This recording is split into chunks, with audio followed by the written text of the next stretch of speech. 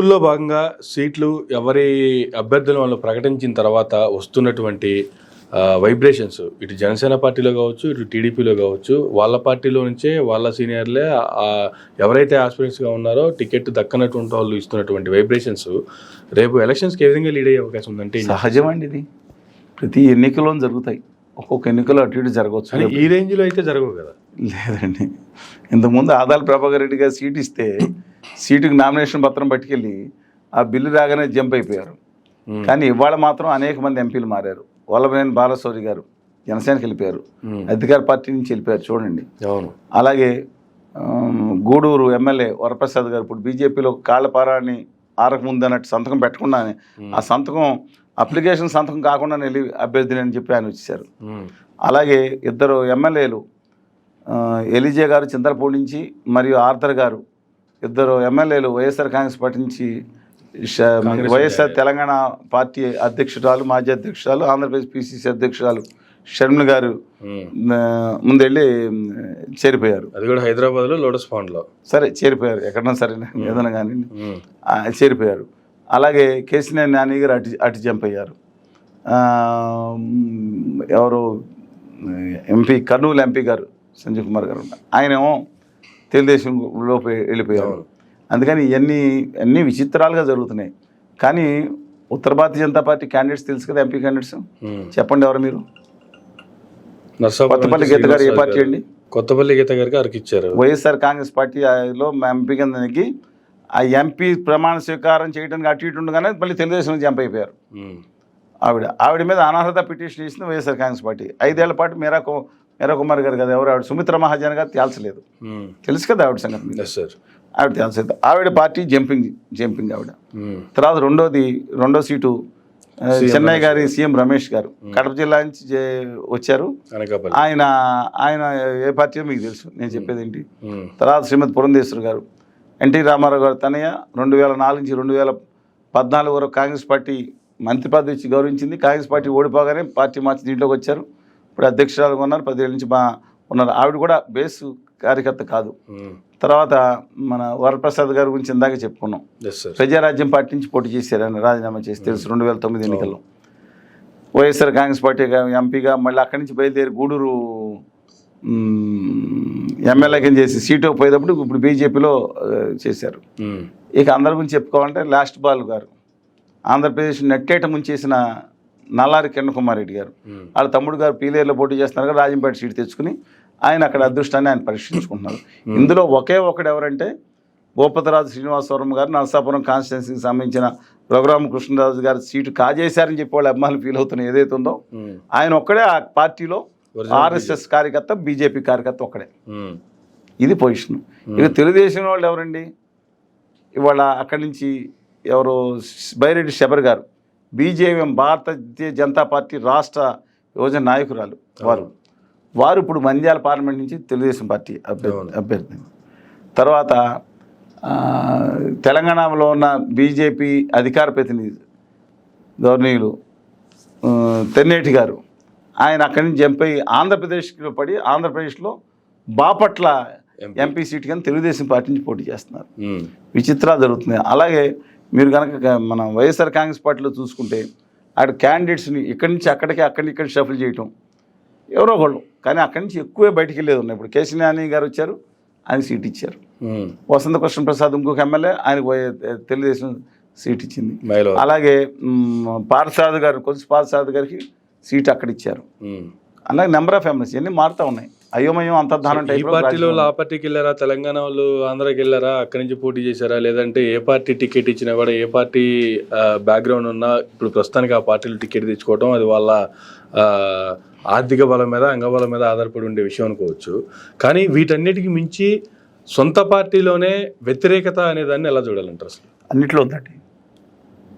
వైఎస్ఆర్ కాంగ్రెస్ పార్టీలో ఉంది, తెలుగుదేశం పార్టీలో ఉంది. సీట్లు ఎక్కువ డిమాండ్ ఉండే దగ్గర ఎక్కువ గొడవ ఉంటుందని అంటూ ఉంటారు. ఇవాళ జనసేన పార్టీలతో కొంత మాత్రం ఉందండి, ఆల్రెడీ ప్రకటించారు. జనసేన పార్టీలో కొంత మాటలో ఉంది. మిగతా చోట్ల మాత్రం నా అభిప్రాయం ప్రకారం అంత అది టీ కప్పుల తుఫాన్లో ఉంటుంది. కానీ ఒక శ్రీకాకుళం జిల్లాలో మాత్రం గుండా లక్ష్మీదేవమ్మ గారు ఐ నో హెర్ చాలా మంచి వ్యక్తిగా అభిప్రాయం ఉంది వారి మీద.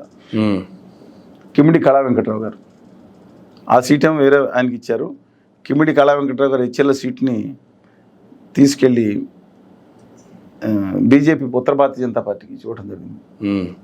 అలాగే ఒక 3 సీట్లు అక్కడ ఏదైతే ఉందో ఆ 3 సీట్లోనూ తిరుగుబాటు జరుగుతుంది. అక్కడ కొన్ని చోట్ల ఇంపాక్ట్ ఉన్న రాజకీయ నాయకులు ఉంటారు, వాళ్ళు చేస్తారో లేదో తెలియదు. But let us wait and చేయండి. డిమాండ్ అయితే వాళ్ళు తెలుగుదేశం పార్టీ అధికారంలోకి వస్తేనే ఊపు మాత్రం అంటే ఒక పార్టీల అభిమానులు కాదు. ఇది నేను చెప్పినందుకు కొంతమంది మళ్ళీ ట్రోల్ చేయడం మొదలు పెడతారు. బాధ లేదు, ఎన్ని ట్రోల్ మామూలుగా మనకు కొత్త ఏంటండి. మన 141 స్థానాలు వైఎస్ఆర్ కాంగ్రెస్ పార్టీ నెగ్గుతుంది చెప్పినప్పుడు ఏం చేశారు? రేవంత్ రెడ్డి గారు నెగ్గాలని, నేను రేవంత్ రెడ్డి గారు నెగ్గాలని కోరుకున్నాను, మీరు అడిగారు, నేను చెప్పాను. మరి వాస్తవాలు అయినాయి కదా.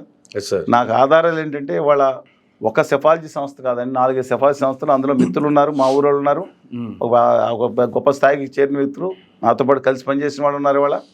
దాంతోపాటు నా సొంత మనుషులు ఉన్నారు అనేక ప్రాంతాల్లో. దీంతోపాటు 3వ ఎక్కడి నుంచి వస్తే నేను చెప్పను, కానీ 3 సంగ్రహించుకుని నేను ఇన్ఫర్మేషన్ ఇస్తాను అంతే తప్ప 125 స్థానాలు రావాల్సిన తెలుగుదేశం, జనసేన, వామపక్షాల కూటమి బీజేపీతో కలిసిన తర్వాత 105 పడిపోయింది ఇవాళ.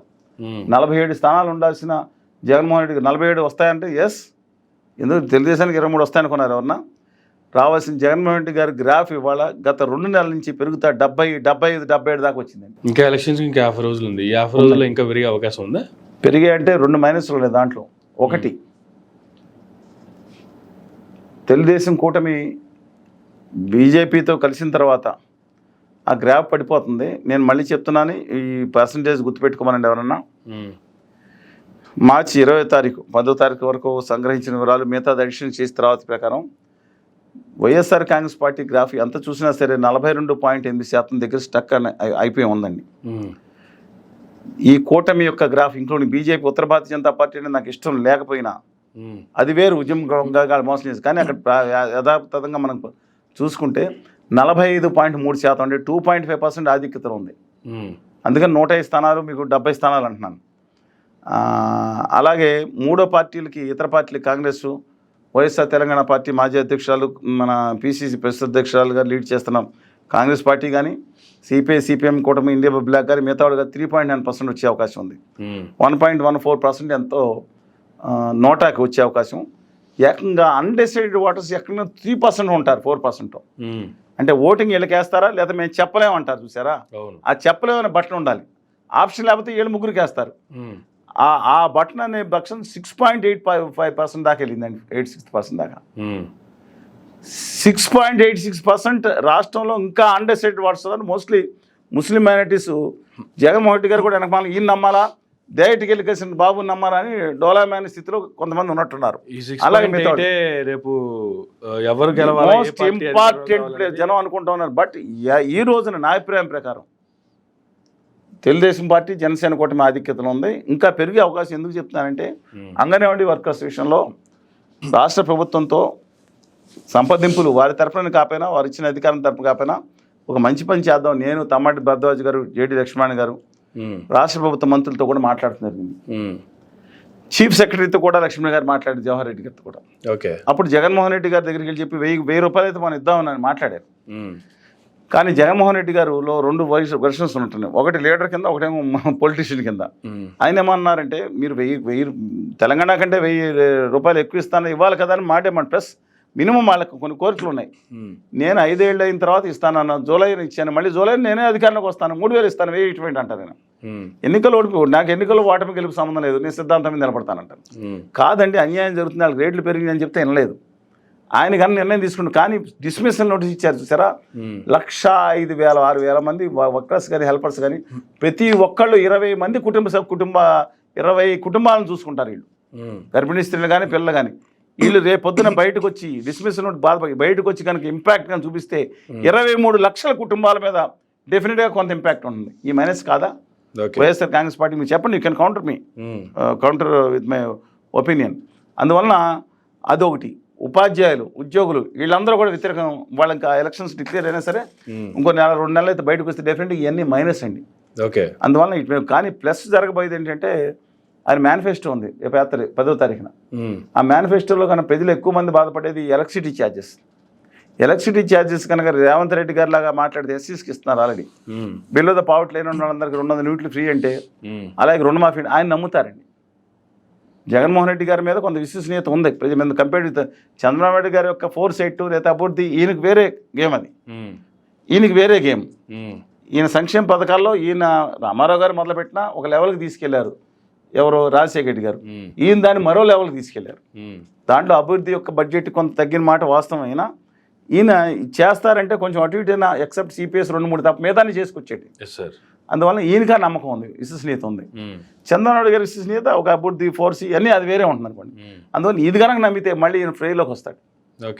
జగన్మోహన్ రెడ్డి గారు మళ్ళీ తిరిగి పోటీలోకి వచ్చే అవకాశం ఉంటుంది. అది ఏప్రిల్ 10 తర్వాత ఈయనేం మేనిఫెస్టోలో పెడతారు అని దాని మీద ఆధారపడి ఉంటుంది.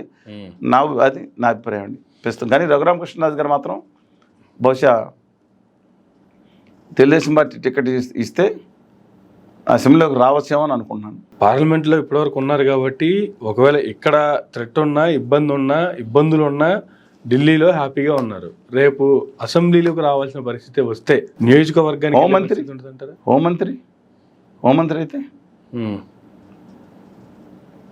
అయితే పరిస్థితి మామూలుగా ఉండదండి. ఓకే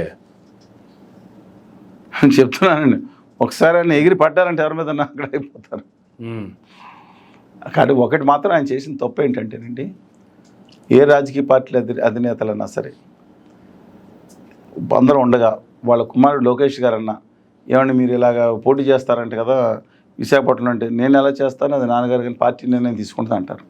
అలాంటిది రఘురామకృష్ణరాజు గారు దయచేసి ఆలోచించాలి. ఆయన మాట్లాడిన విధానం ఏంటంటే, అందరూ ఉండగా ఎవరన్నా సరే బీజేపీ తెలుగుదేశం ఆయన అధికార నాయకులు చెప్తాను నాదే టికెట్ నేనే పోటీ చేస్తాను ఆయన ప్రకటించుకోకూడదు. అది తప్పండి.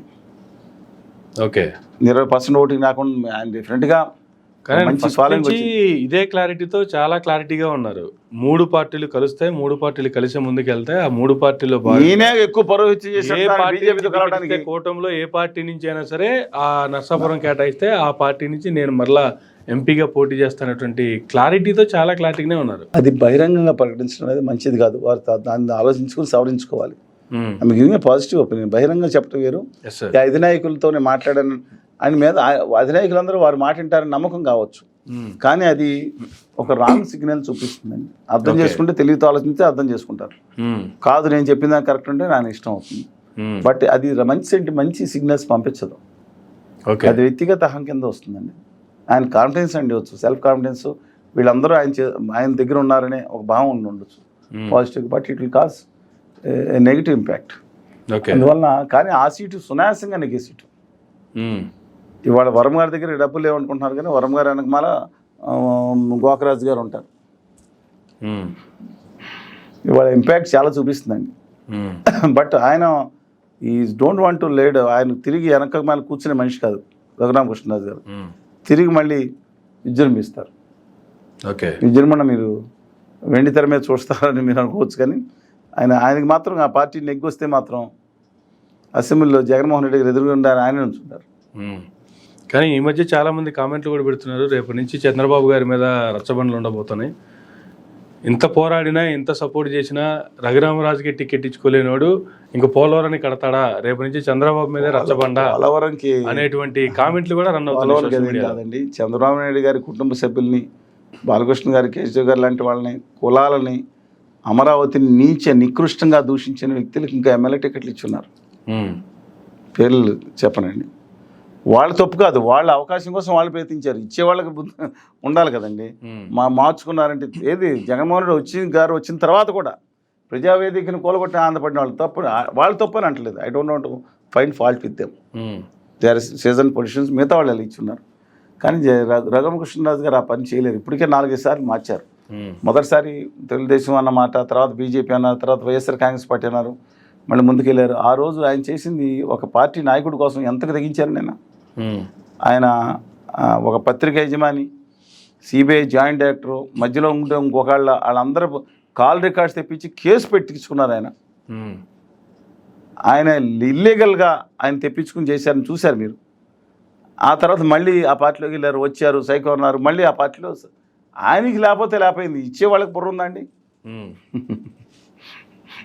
మీకు అంత తిట్టిన తర్వాత ఇచ్చేవాళ్ళకి ఇదేనా రాజకీయాలు?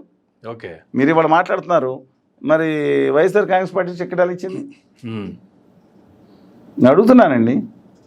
అందువల్ల నెంబర్ ఆఫ్ సిచ్యుయేషన్స్ వస్తాయి. బట్ హోప్ తెలిసిన ఆయన మళ్ళీ నెగ్గాలని కోరుకుంటున్నాను. తప్పేంటి?